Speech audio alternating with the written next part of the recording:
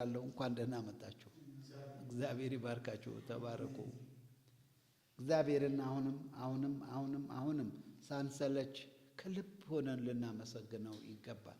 ያን ጊዜ ታውቃላችሁ እግዚአብሔር ደስ ይለዋል እና እሱ ደስ ሲለው ደግሞ እኛንም በደስታ ይሞላናል። ምን አይነት መታደል መሰላችሁ!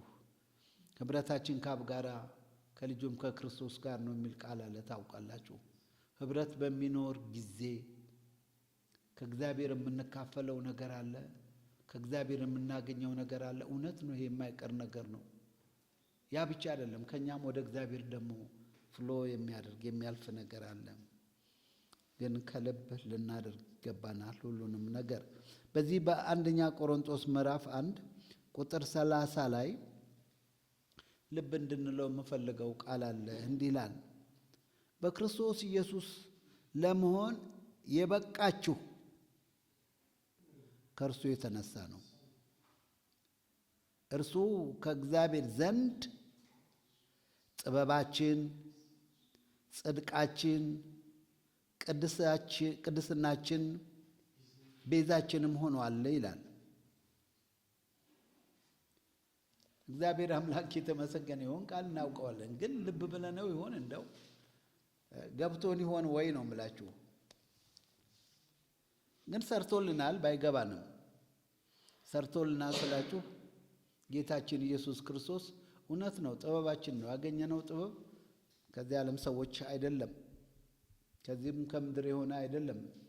ከእግዚአብሔር የተሰጠን ጥበብ ከራሱ ከክርስቶስ ኢየሱስ ያለ ጥበብ ነው። ቆላስይስ ምዕራፍ 3 ላይ እንደሚናገረው ምዕራፍ 2:3 ላይ ጥበባችንና እውቀታችን እሱ ክርስቶስ እንደሆነ ይናገራል። በሱ ዘንድ የጥበብ የእውቀት ሁሉ መዝገብ ተከማችቶ አለ ይላል። ሁሌ ይህን ቃል አስባለሁ። ስለዚህ ጌታችን ኢየሱስ ክርስቶስ ጥበባችንና እውቀታችን ብቻ ሳይሆን ጽድቃችንም ነው፣ ቅድስናችንም ነው፣ ቤዛችንም ነው ይላል። ስለዚህ ከዚህ ውስጥ ዛሬ መውሰድ የምፈልገው ጌታችን ኢየሱስ ክርስቶስ ጽድቃችን ነው የሚለውን ቃል ነው። አዎ ይህንን ቃል እናውቀዋለን፣ ግን ምን ማለት ነው? በእውነት ገብቶናል? እንደው ከልብ ከህይወታችን ከማንነታችን ከህይወታችን ጋር በእርግጥ ተዋህደዋል ወይ? ምን ማለት ነው? ክርስቶስ ጽድቃችን ነው ስንል ምን ማለታችን ነው? ሪሊ ምን ማለታችን ነው? ምን ማለታችሁ ነው ተብለን ብንጠይቅ ምን ይሆን የምንመልሰው መልስ? ለማያምኑ ሰዎች ክርስቶስ ጽድቃችን ነው ስንላቸው አንዳንዶቹ ማፌዝ ይመስላቸዋል፣ ማሾፍ ይመስላቸዋል። ግን በእርግጥ ክርስቶስ ጽድቃችን መሆኑን በእምነት ብቻ ሳይሆን በተግባር በህይወታችን አይተነዋል። ምክንያቱም ጽድቁን ስለወረስን፣ ጽድቁን ስላለበሰን፣ ያ ጽድቁ እንደ ልብስ ስንለብሰው ይታወቀናል። we feel that። ያ ነው እንግዲህ በተግባር የምላችሁ። በእምነት ብዙውን ጊዜ የምንቀበላቸው ነገሮች በህይወታችን ያልተከናወኑ ወደፊት የሚሆኑ ነገሮች ናቸው። በህይወታችን የተከናወኑ ነገሮች it's just practical ተግባራዊ ሆነዋል ማለት ነው። ያንን አስተውሎ መያዝ እጅግ ከኛ ይጠበቃል። ስለሆነም ክርስቶስ ኢየሱስ ጽድቃችን ነው በምንልበት ጊዜ ምን ማለታችን እንደሆነ ለሌሎችም ማስረዳት እንድንችል ይህን ቃል ጠለቅ ባለ ሁኔታ ልናውቀው ይገባናል። መጀመሪያ ይህንን ቃል በሚገባ ለመረዳት የእኛ ማንነት ማወቅ ይኖርብናል። ያለንን ስፍራ፣ ያለን ህይወት ባህሪ፣ ማንነታችን ማንኝ እኔ በእግዚአብሔር ዘንድ ምን ማለት ነው? ያለ ክርስቶስ በእግዚአብሔር ዘንድ እንዴት ነው የምታየው? ማንኝ እኔ ራሴ ማን ነበርኩ ከዚህ በፊትስ? አሁንስ ማን ሆኛለሁ? ይሄን በደንብ አድርገን እንድናይ እፈልጋለሁኝ። ይህን ስላችሁ ከጽድቅ ጋር በተያዘ ነው። ምክንያቱም ክርስቶስ ጽድቃችን ነው ስለሚል ጽድቅን በሚመለከት እኛ የነበረን ጽድቅ ምን ይመስል ነበረ?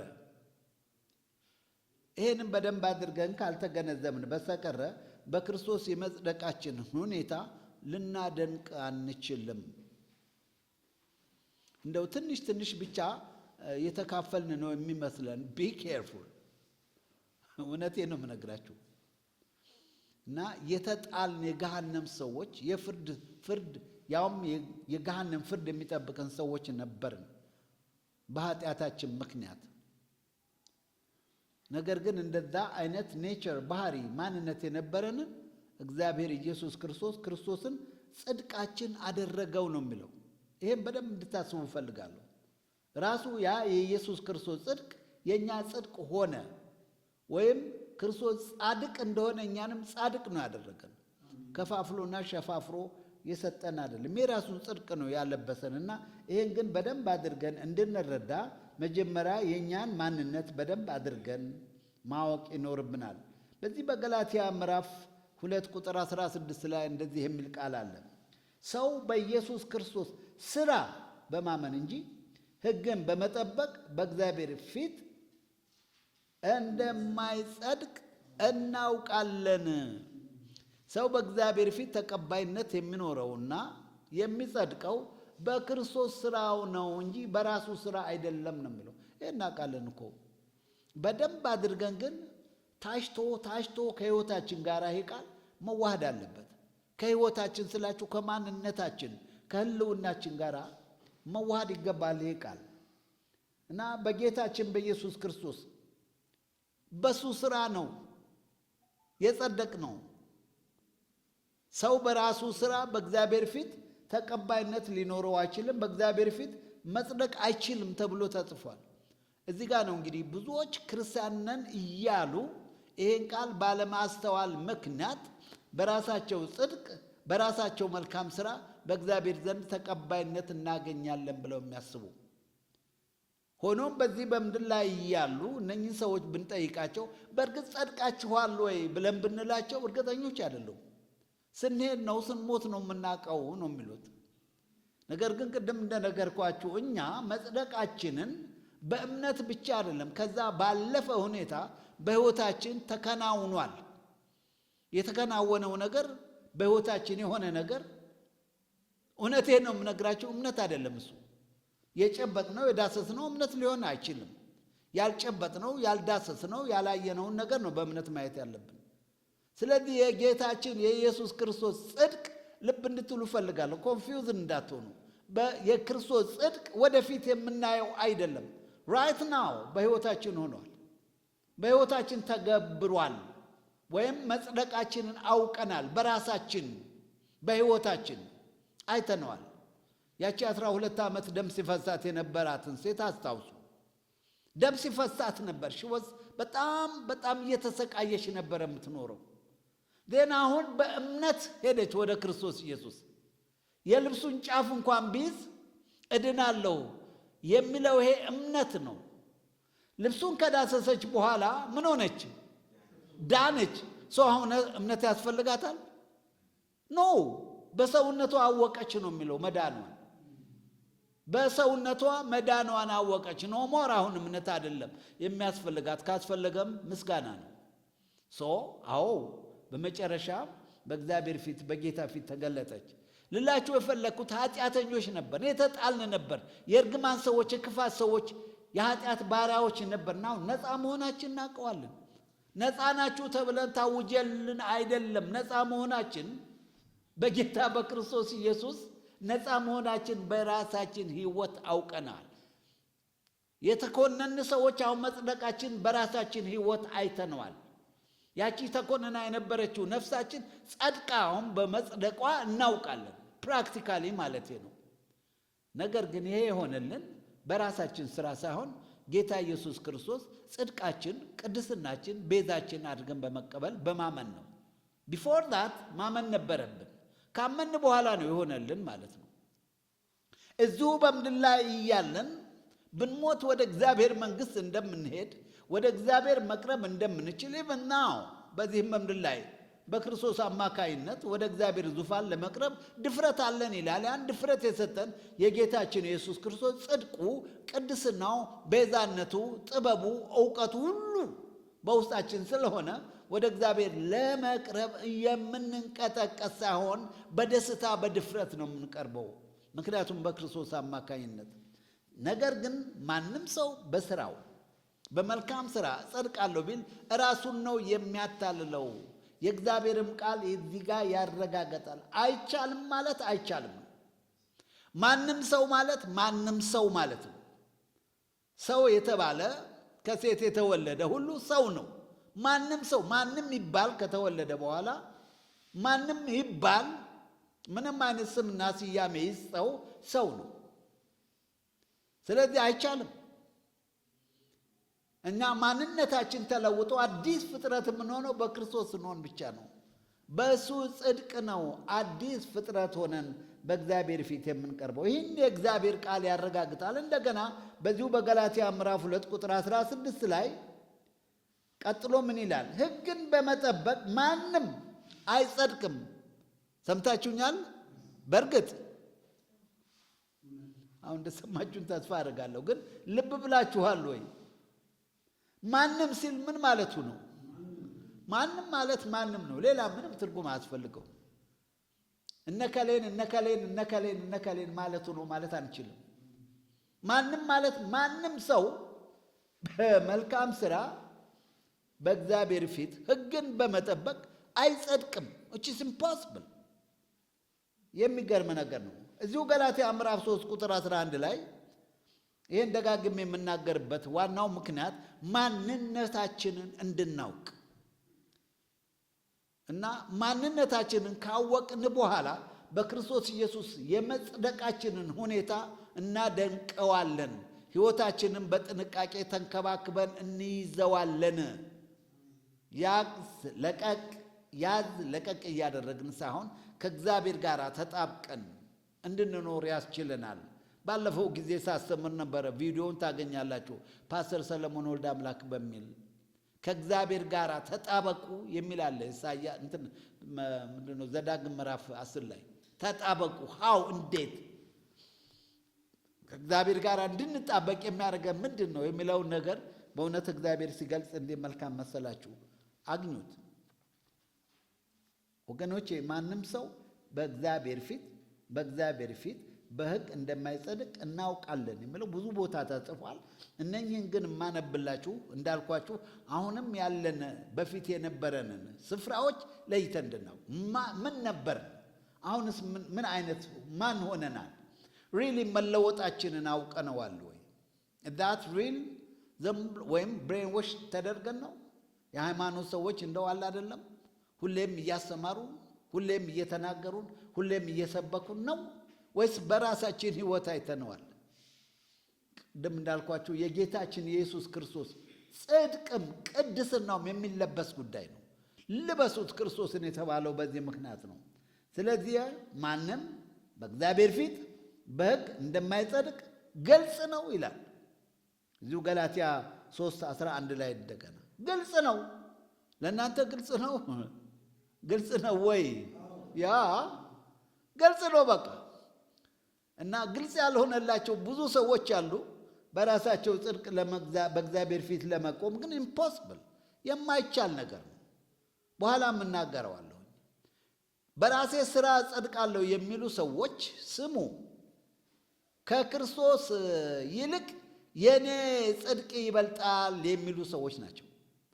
አለበለዚያ የኔ ጽድቅ ከክርስቶስ ጽድቅ ጋር እኩልም አይሆንም ሊበልጥም አይችልም ካሉ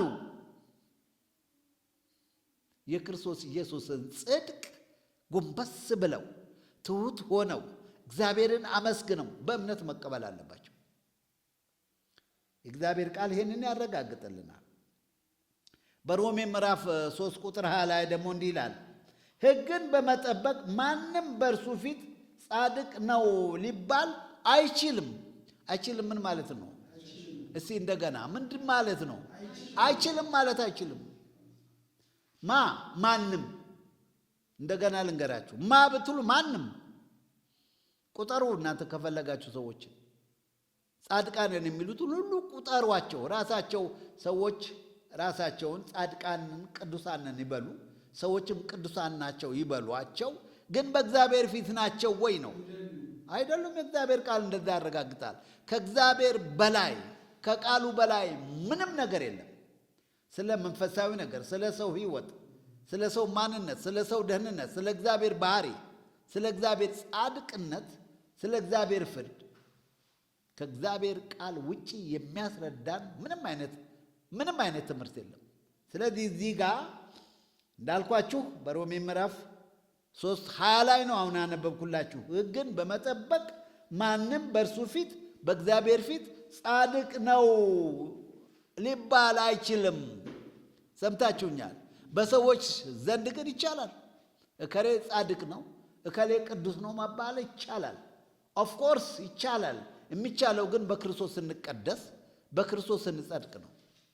ያን ታይትል ያንን ስፍራ እናገኛለን። በክርስቶስ ስናምን ጻድቃን ሆነን ቅዱሳን ሆነን እንቆጠራለን። የቆሮንቶስ ሰዎች፣ የተሰሎንቄ፣ የፊልጵስዩስ ሰዎች ቅዱሳን ተብለዋል። በክርስቶስ በማመናቸው፣ በመዋጀታቸው፣ በመቀደሳቸው።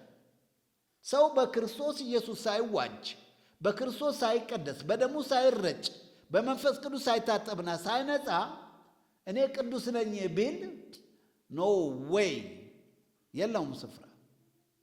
ስለዚህ ሰንበዲ ሃምብል ሆኖ ማንነቱ አሁን ያለውን ፖዚሽን አሁን ያለውን ስፍራ በሰዎች ዘንድ ያለውን ስፍራ ትቶ ይልቅ የሆኑ በእግዚአብሔር ፊት ጊዜው ሳይመሽበት ወደማይመለስበት ስፍራ ከመጠራቱ በፊት ሰንበዲ መመለስ አለበት። ምክንያቱም የእግዚአብሔር ፍርድ ዘላለማዊ ነው፣ ጊዜያዊ አይደለም። ልብ በሉ፣ ምደጋግምበት ሆነ ብዬ ነው። ሕግን በመጠበቅ ማንም በእርሱ ፊት ጻድቅ ሊሆን አይችልም የሚለው ብዙ ሰዎች በስራችን ሕግን በመጠበቅ እንጸድቃለን የሚሉ ስላሉ ነው። እነማ ክርስቲያን ነን የሚሉ የቤተ ክርስቲያን መሪዎች ነን የሚሉ ያ አባቶች እባካችሁ ስሙ፣ ለራሳችሁም የሚቤጃችሁን የእግዚአብሔርን ቃል ተቀበሉ፣ የምትመሩትንም ሕዝብ አስተምሩ እባካችሁ። ማንም ሰው ይላል የእግዚአብሔር ቃል ነው የሚለው ሕግን በመጠበቅ በእግዚአብሔር ፊት መጽደቅ ማንም ሰው አይችልም ከተባለ አይችልም።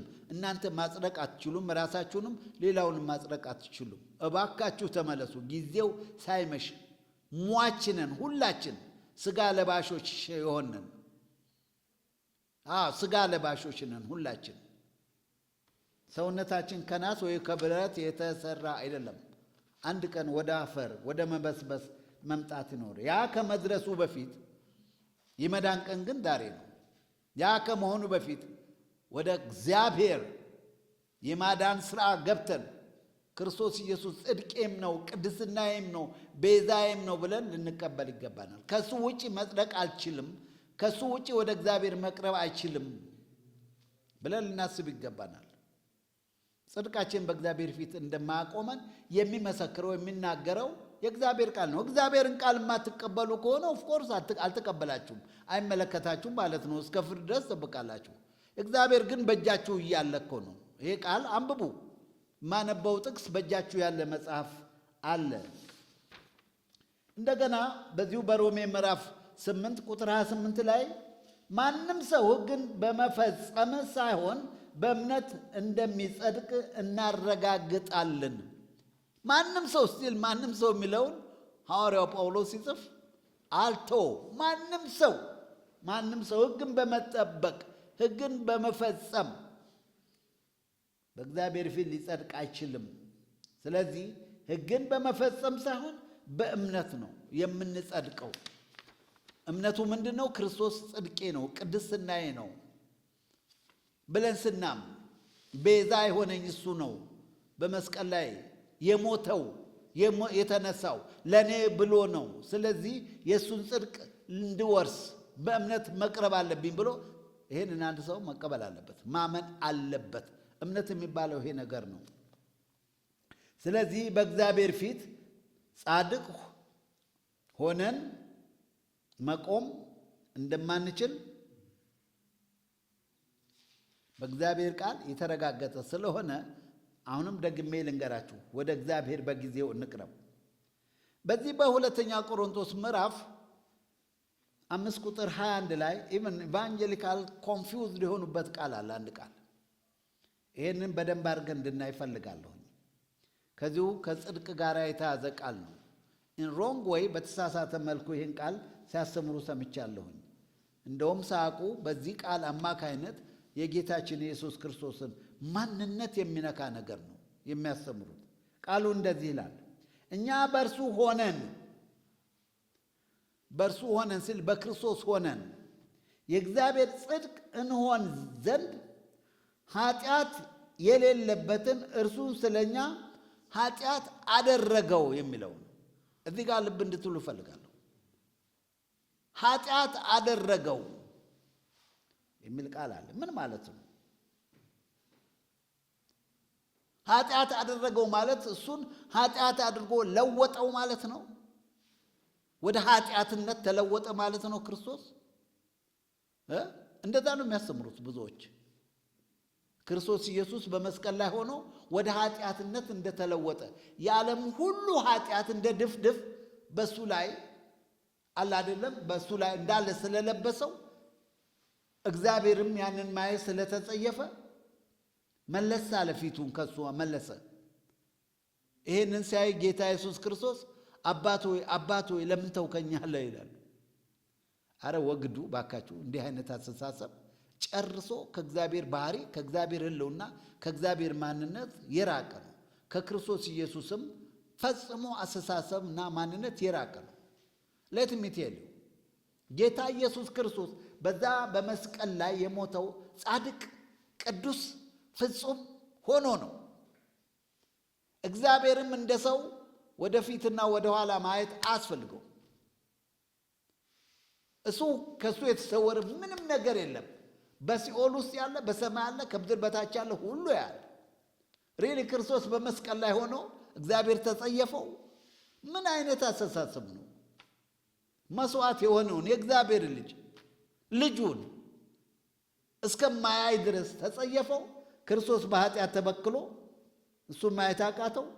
ይሄ እንዲህ አይነት አመለካከት ኢትስ ኮምፕሊትሊ ሮንግ። ሐዋርያው ጳውሎስ ማለት የፈለገውን ነገር እንደሚገባ ባለመረዳት የተነሳ ነው። እንደገና ላረጋግጥላችሁ፣ ይህ ጻድቅና ቅዱስ የሆነ የእግዚአብሔር ልጅ በኃጢአት ሊበከል አይችልም። ባህሪው አይፈቅድለትም። ወደ ኃጢአትነት ሊለወጥ አይችልም። እንደዛ ከሆነ እኛንም ሊያድን አይችልም። ለእሱ ማዳኝ ያስፈልገዋል። ወደ ኃጢአትነት ተለውጧልና። አልተለወጠም ወደ ኃጢአትነት። ጻድቅ ሆኖ ቅዱስ ሆኖ ከጽድቁ ከቅድስናው ጋር ሆኖ ነው መስቀል ላይ ደሙን ያፈሰሰው። ቀደም ሲልም እኮ ሐዋርያቶቹን በዛች ምሽት እናንተ ትተውኛላችሁ አለ፣ አብ ግን ከኔ ጋር ነው አይለየኝም ብሏል። አይለየኝም፣ አብ ከኔ ጋር ነው ይላል። እሱ እዛ መስቀል ላይ እንደዛ ያለበት ዋናው ምክንያት እሱን ክሊል ላድርግላችሁና ሰው ስለነበረ ስጋ የለበሰ ሰው ነው። በአንድ መልኩ ማለቴ ነው። የሚያምን የሚሰቃይ ስጋ ነው። ይሄ እንደውም ስጋ መልበሱን በጣም የሚያረጋግጥልን ነው። በምስማር ተቸንክሯል፣ ተገርፏል፣ ደም በደም ሆኗል። እና ሰው ደም ሲፈሰው በጣም ውሃ ይጠመዋል። እግሩ ተቸንክሯል። በራሱ ላይ የደፋው የሾህ አክሊል ነው። እና በጣም ተሰቃየ። የተሰቃየ ይላል ኢሳይያስ ምዕራፍ እንትን ላይ ሄዳችሁ ተሰቃየ። ስለዚህ ከመሰቃየቱ የተነሳ እንጂ እግዚአብሔር ትቶኛል ብሎ ተጠራጥሮ አይደለም። በፍጹም እንደዛ አይደለም። እግዚአብሔርም እሱን ማየት ተጸይፏል ብላችሁ እንዳታስቡ። ዩ ማይ ሮንግ። በጣም ትልቅ ስህተት ውስጥ ነው የምትገቡት። እግዚአብሔር አምላክ የሚወደውን ልጁን ተጸይፎ የኛ ኃጢአት አለ አይደለም? እንዴት ይሆናል ባካችሁ? የዓለም ሁሉ ኃጢአት የዚህ ቢሊየን ሰዎች ኃጢአት በሱ ላይ እንደዛ አይደለም ወገኖች። ነገሩ ኃጢአት ለብሶ እንደ ጭቃ አለ አይደለም? ከእግሩ ጀምሮ እስከ አናቱ ድረስ ኃጢአት ለብሶ በጣም እግዚአብሔር በቃ ማየት ያንን ኃጢአት ማየት እንደተጸየፈ ወገኖች፣ እንደዛ አይደለም። ከዚህ ይልቅ መባል የተፈለገው ለኛ ለኃጢአተኞች የሚገባንን ቅጣት እሱ በእግዚአብሔር ፊት ተቀጥቶ ለኛ የማይገባንን ጽድቁን አለበሰን። ኢትስ ጀስት ኤ ማተር ኦፍ ኤክስቼንጅ። የኛን ኃጢአተኝነት ጌታችን ኢየሱስ ክርስቶስ ተቀብሎ ኃጢአተኛ ሳይሆን እንደ ኃጢአተኛ ሆኖ ሰብስቲቲዩት ነው ያደረገን። ምትካችን ነው የሆነው እንጂ በኃጢአት ተበክሎ አይደለም። የኛን ኃጢአት ጌታችን ኢየሱስ ክርስቶስ እንደነገርኳችሁ በኃጢአታችን ምክንያት ነው በመስቀል ላይ ያን ሁሉ ስቃይ የተቀበለው። በሌላ አባባል ደግሞ ኃጢአት አደረገ ሲባል በእኛ ኃጢአት ተበከለ ማለት አይደለም። ኃጢአት አደረገው የሚለው ቃል እዛ ቆሮንቶስ ላይ በኃጢአታችን ተበከለ አይደለም። እንደገና ላረጋግጥላችሁ፣ እሱ ጻድቅና ቅዱስ መለኮት የሆነ በኃጢአት ሊበከል አይችልም። መለኮትነቱም እንዳለ፣ ሰብአዊነቱም እንዳለ፣ ጽድቅ ቅድስናውም እንዳለ ለእኛ ለኃጢአተኞች ስል በመስቀል ላይ ያንን የከፈለው እንጂ እራሱማ በኃጢአታችን ከተበከለ እንዴት ያድነናል? ሊበከልም አይችልም። አረ እባካችሁ ስሙኝ፣ ባህሪው አይፈቅድለትም። ሊዋሃደው አይችልም። እርኩሰታችን፣ የሰው እርኩሰት፣ የሰው ኃጢአት ከእሱ ጋር ሊዋሃድ አይችልም። አልተዋሃደው። ነገር ግን እንዳለ ጽድቁን ቅድስናውን እንዳዘ በመስቀል ላይ ስለኛ ነው መከራ የተቀበለው። እዚህ ቆሮንቶስ ላይ የሚለው የእርሱ ጽድቅ ለኛ ተቆጠረ ማለት ነው። በአጭሩ የእሱ ጽድቅ ለኛ ተቆጠረ። እዛ ጋር ልብ ብላችኋል። እሱ ስለኛ ኃጢአት በመስቀል ላይ በዋለ ጊዜ የኛ ኃጢአት አደረገው ይልና እኛን ደግሞ ምን አደረገን? የእሱ ጽድቅ አደረገን። የክርስቶስ ምን አደረገን? ጽድቅ አደረገልን። ዛት ሚንስ ቅድም እንደነገርኳችሁ የጌታችን የኢየሱስ ክርስቶስ ጽድቅ ለኛ ተቆጠረ ማለት ነው። በኃጢአታችን ምክንያት ደግሞ እሱ ምን ሆነ? ያን ሁሉ መከራ ተቀበለ። ጽድቁን ለኛ አወረሰን ማለት ነው። ስለዚህ ክርስቶስም እኛን በመተካት ማለት ነው። ክርስቶስ ኢየሱስ በእንጨት ላይ እንደ በደለኛ እንደ ኃጢአተኛ ተቆጠረ እንጂ እሱ በእኛ ቦታ ሆኖ ስለኛ እንደ ኃጢአተኛ ተቆጠረ እንጂ እሱ ኃጢአት አላደረገም። በፍጹም አላደረገም። ይህንን እናውቃለን። በሞቱ የእርሱን ጽድቅ አወረሰን። ክርስቶስ ጽድቃችን ነው ሲባል እንግዲህ ይህ ማለት ነው።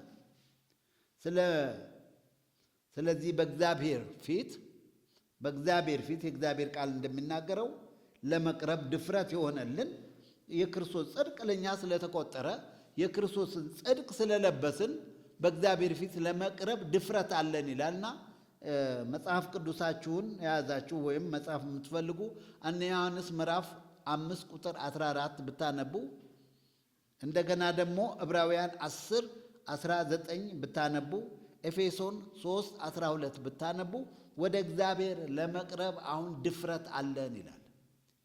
እንድንደፍር ወደ እግዚአብሔር ለመቅረብ ድፍረት የሰጠን የክርስቶስ ጽድቅ በመልበሳችን ነው፣ በራሳችን ስራ አይደለም። በሕይወታችን ሰርቷል። ታማኝ ስለሆነ አጸደቀን። በእምነት ቀረብን፣ አላፈርንም። ክርስቶስ ጽድቁን አልብሶናል። እግዚአብሔር ይባርካችሁ። በዚህ ቃል ጽኑ። ሌሎችም እንዲማሩበት ይህንን ዩቱብ ወይም ደግሞ ፌስቡክ ብታካፍሉ ጥሩ ነው። ዛሬ እዚህ ጋር እንጨርሳለን። ጌታ እግዚአብሔር ይባርካችሁ።